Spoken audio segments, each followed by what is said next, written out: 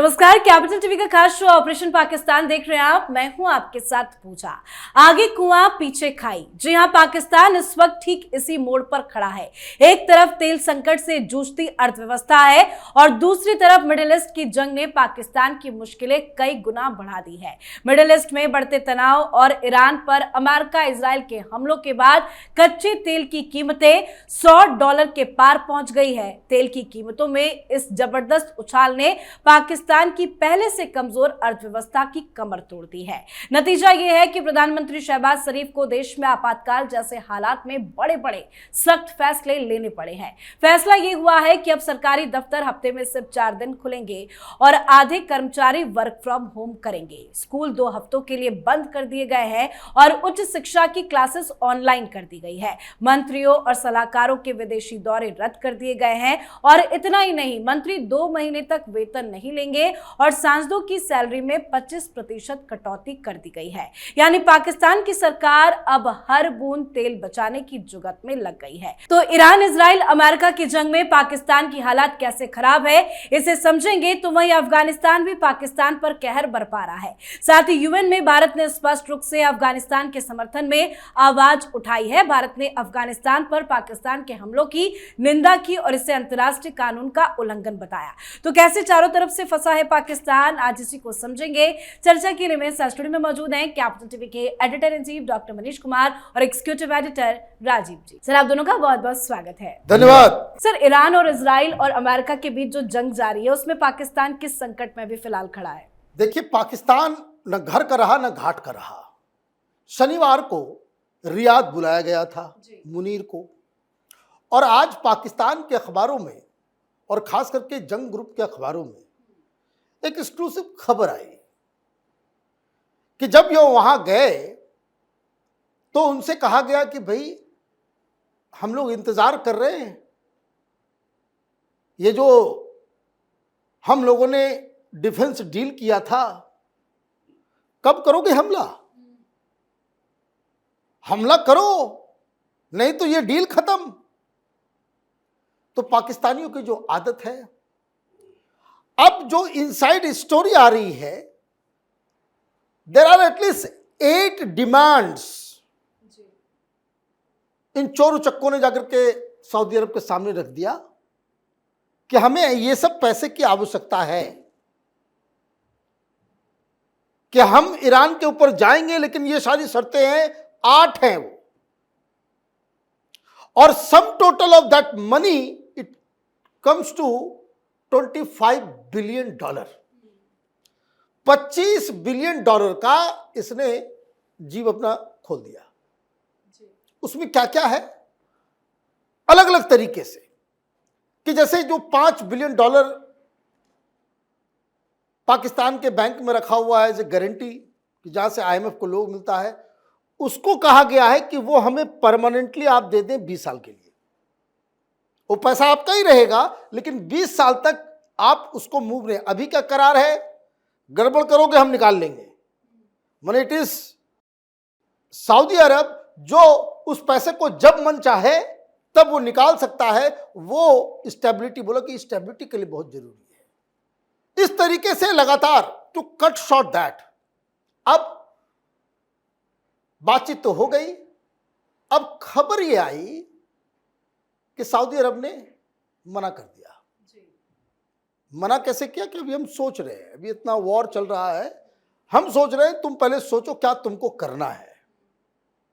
अब आप ईरान के ऊपर हमला नहीं करेंगे, और आर्थिक स्थिति की खबर भी आ गई, और मुझे लग रहा है कि जानबूझ के इस तरह की खबर सरकार की तरफ से फैलाई गई।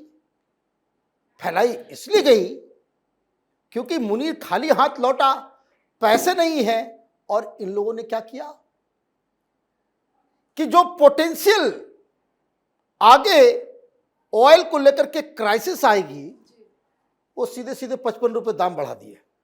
55 रुपए एक बार में डीजल पेट्रोल में, तो मेरी बला से जनता समझे, जनता के ऊपर ठोक दो। अब वहां पत्रकार लोग पूछ रहे हैं कि भाई साहब ये काम आपने क्यों किया, क्योंकि अभी जो मार्केट में जो तेल है वो तो तुमने $70 के ऊपर खरीदा था, अभी तुम 100 वाला खरीद के लाओगे, उसको रिफाइन करोगे, उसको सब करोगे, वो मार्केट में आएगा, तब उसको बेचो तो बात समझ में भी आती है। तो कहने का मतलब पाकिस्तान की जनता भी जूते मार रही है और सऊदी अरब ने इनके सामने एक यक्ष प्रश्न रख दिया है, आर यू विथ अस और you want to play drama. अब इसी संकट में पाकिस्तान फंसा हुआ है। मतलब बीच में पाकिस्तान फंसा हुआ है। लेकिन इस जंग से निपटने के लिए तेल की कीमतें जो जिस तरह से बढ़ रही है, जो शहबाज शरीफ की सरकार की तरफ से फैसले लिए गए, क्या उसका असर पाकिस्तान के अंदर देखने को मिल सकता है? देखिए, पाकिस्तान है और पाकिस्तान का मतलब ये उन लोगों का समूह है जो कि आपस में लड़ने मरने के लिए हमेशा इतिहास में इनका नाम दर्ज रहा है। अभी भी जो जंग चल रही है उसमें तीनों मजहब के लोग, यानी कि एक तरफ यहूदी, एक तरफ ईसाई, और साथ में इन दोनों ने मिलकर आपस में मुसलमानों को लड़ाया है। ये आपस में लड़ रहे हैं। ईरान बहरीन पर अटैक कर रहा है, इजराइल पर तो 1-2 अटैक होगा। ईरान अटैक करेगा सऊदी अरब पर, कतर पर कर रहा है। और इन लोगों के आपसी लड़ाई में पाकिस्तान का जो दिखाई पड़ रहा है भविष्य, वो तो लग रहा है कि वहां के जिहादी तत्व वहां के सामान्य नागरिक नहीं होते। ये सारे वही है कि मौका जैसे ही इनके प्रतिकूल गई, ये एक दूसरे को मरने मारने के लिए तैयार हो जाएंगे। और वही स्थिति अभी दिख रही है। तभी तो लाइन में खड़े हो, एक दूसरे के खिलाफ तुरंत ही हथियार निकाल कर ले आए, एक दूसरे को गोली मार दिए। पाकिस्तान की हालात यही हो गई है। ये सिर्फ खरीदने वाले तेल को लेकर नहीं है।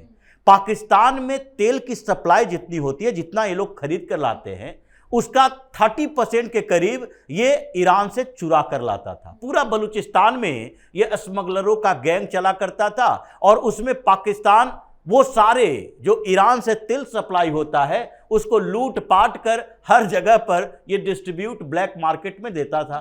लेकिन अब वो सप्लाई भी बंद हो गई।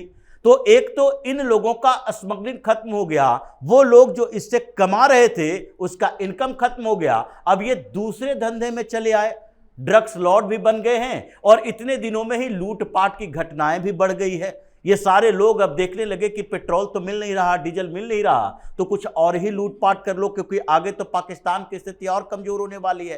तो इसलिए शहबाज शरीफ की सरकार अभी ये देख रही है कि गृह युद्ध के हालात पैदा हो, उससे पहले सरकार के कर्मचारियों को, लोगों को और हमेशा से जो इनके साथ खड़ी रही सेना है, उन लोगों के साथ कोऑर्डिनेशन स्थापित किया जाए। लेकिन ये जब भी आर्मी से कोई बात करते हैं तो आर्मी वाले अपने ये जो मंत्रियों का वेतन या फिर सांसदों का वेतन कटौती, सरकारी कर्मचारियों के वेतन की कटौती, इसने कहा है कि 3 लाख से ज़्यादा जिसकी वेतन है उन सब में से 25% की कटौती की जाएगी। लेकिन सेना के जवानों के लिए तो नहीं है, सेना के अधिकारियों के लिए तो नहीं है। तो इसके कारण लोग और सरकारी कर्मचारी भी ये सोचने पर मजबूर हो रहे हैं कि क्या सेना सेक्रीफाइस करने के लिए तैयार नहीं है। ऐसे तो सारा क्रेडिट लेती है सेना, ऐसे तो सारा क्रेडिट ये मुनीर लेता है कि हम पाकिस्तान को कहां से कहां पहुंचा दिए हैं।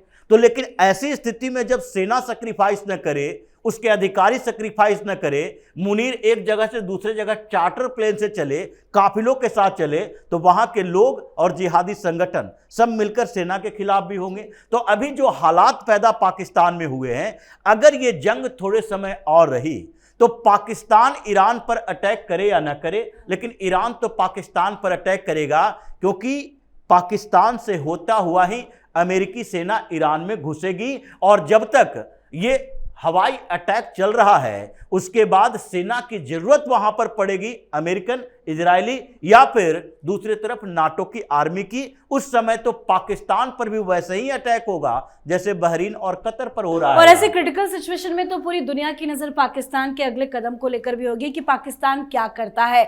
सऊदी भी नजर गड़ाए बैठा हुआ है, डिफेंस डील की बात है, और डोनाल्ड ट्रंप भी देख रहे होंगे। तो ऐसे में क्या पाकिस्तान वेट एंड वॉच की स्थिति में है क्या? देखिए, पाकिस्तान की स्थिति अभी ऐसी है कि इनके पास तो अब 3 दिन का स्टॉक था लीगली, वो अगले 3-4 दिनों में वो भी खत्म हो जाएगा।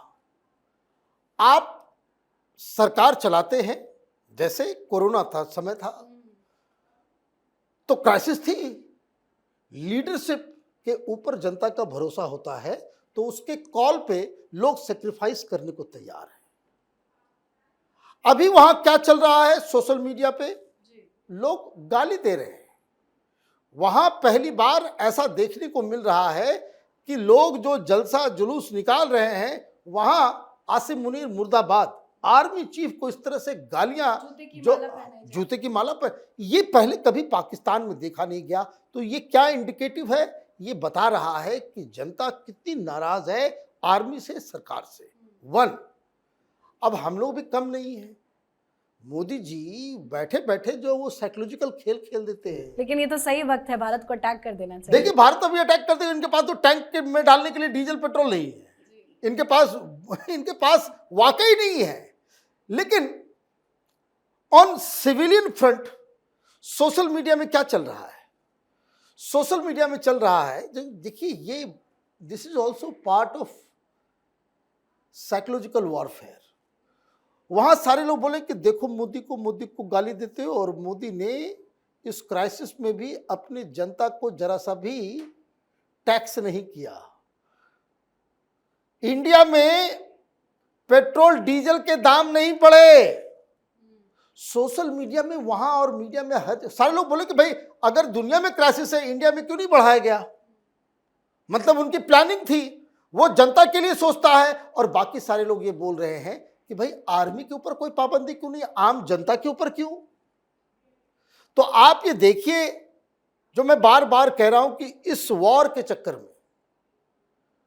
वो पाकिस्तान के सामने एक तरफ खाई, एक तरफ गड्ढा, और जो खाई है, खाई के अंदर कोबरा बैठा हुआ है, वो डसेगा, और इधर जो गड्ढा है उसमें घड़ियाल बैठे हुए हैं कि मौत इनकी तय है। लेकिन गड्ढे एक सारे नहीं है, बहुत सारे गड्ढे यहाँ पे दिखाई दे रहे हैं, क्योंकि अफगानिस्तान भी तो बिल्कुल पाकिस्तान पर प्रहार पे प्रहार किया जा रहा है। देखिए, समय ऐसा है, इस समय में सारे देश, जो बड़े देश हैं, जो ताकतवर देश हैं, चाहे अमेरिका ही क्यों ना हो, अमेरिका ने भी ईरान पर अटैक के लिए वो समय चुना और वो जगह चुनी जहां से ईरान डायरेक्ट अमेरिका पर अटैक न कर सके, और उसकी दुश्मनी उन्हीं इस्लामिक देशों के साथ हो जिसके साथ मिलजुल कर ये इस्लामिक नाटो बनाने की कभी कल्पना करते थे। उसने भी इन्हीं लोगों को लड़ाया। तो भारत ऐसे समय में क्यों पाकिस्तान के खिलाफ डायरेक्ट अटैक करे? भारत ने भी सोचा है कि अब इस्लाम के खात्मे का समय है, इससे पहले आपस में लड़ने दो और उसमें अपने लिए अपना रास्ता अख्तियार करो। जैसे पाकिस्तान कभी भी भारत में या भारत के खिलाफ कोई भी साजिश करने के लिए भारत के मुसलमानों का उपयोग करती रही है। वो चाहता है, वो उसने माइंडसेट बना लिया कि नहीं, हमें तो हथियार भेजना है। भारत में तो भारत के खिलाफ काम करने वाले ऐसे ही फौज पड़ी हुई है। ये जितने अभी टेररिस्ट अटैक हुए उसमें से पाकिस्तानी तो 2-4 मिलते हैं, ज़्यादातर तो भारत के ही वो लोग होते हैं जो हथियार उठाकर भारत के खिलाफ ही काम कर रहा है। तो अभी भारत ने ये मौका देखा है अफगानिस्तान पर। ये अभी यूएन में बात उठी है कि देखो, ये जो अटैक किया जा रहा है वो अफगानिस्तान के अस्मिता के ऊपर खतरा है। अगर ऐसे ही अटैक किया जाता रहा तो अगर अफगानिस्तान रिट्रीट करेगा और उसमें भारत अगर अफगानिस्तान को मदद करेगा तो फिर दुनिया के ये सारे बैठे हुए देश जो मोरालिटी के नाम पर अफगानिस्तान का विरोध करने वाले हैं, भारत को कहेंगे कि अफगानिस्तान को क्यों हथियार दे रहे हो, ये भारत बर्दाश्त नहीं करेगी। इसलिए इस मौके का इस्तेमाल हो रहा है अफगानिस्तान और पाकिस्तान में। यानी पाकिस्तान एक तरफ ईरान से गिर रहा है, भारत की तरफ तो देखने की औकात ही अभी नहीं है। और अफगानिस्तान से झगड़े में, इस संघर्ष में भारत अफगानिस्तान के साथ यूएन से लेकर ग्राउंड तक खड़ा है और अफगानिस्तान इस मामले में चीन को भी अपने साथ मिलाने की कोशिश कर रहा है। इसलिए तो बार बार कहता है कि जितने अफगानिस्तान में चीन का इन्वेस्टमेंट है उस जगह पर पाकिस्तान हमला कर रहा है। और ये वहां के आर्मी एनालिसिस ने बताया, एनालिस्ट ने कहा कि चीन के इन्वेस्टमेंट को खत्म करने के लिए पाकिस्तान हमारे यहां अटैक पर अटैक किए जा रहा है। तो चीन सीपैक की बात कर रहा है तो केवल पाकिस्तान के साथ करेगा कि हमारे साथ भी करेगा? इसलिए चीन भी पाकिस्तान से हट जाएगा। भारत अफगानिस्तान के रास्ते पाकिस्तान के खिलाफ कार्रवाई करे और इसका मतलब है कि पाकिस्तान चौतरफा गिरते गिरते आपस में लड़कर मर जाएगा, भारत को डायरेक्ट इन्वॉल्व होने की जरूरत नहीं पड़ेगी। बिल्कुल सर, बहुत बहुत धन्यवाद सर आप दोनों का। धन्यवाद। तो ईरान इजराइल की जंग को देखते हुए पाकिस्तान की सरकार ने खर्चों में कटौती का ऐसा प्लान लागू किया है जो साफ दिखाता है कि पाकिस्तान की हालात कितनी खराब हो चुकी है। तेल संकट, आर्थिक बदहाली, राजनीतिक दबाव और कूटनीतिक उलझन, इन चारों मोर्चों पर इस वक्त पाकिस्तान घिरा हुआ है और अगर मिडिल ईस्ट की जंग लंबी चली तो पाकिस्तान के लिए आने वाले दिन और भी मुश्किल हो सकते हैं। और ऊपर से अफगानिस्तान का ऑपरेशन भी पाकिस्तान के खिलाफ जारी है। तो पाकिस्तान की हालत पर आप भी अपनी राय कमेंट करके लिखिएगा। देखते रहिए कैपिटल टीवी। नमस्कार।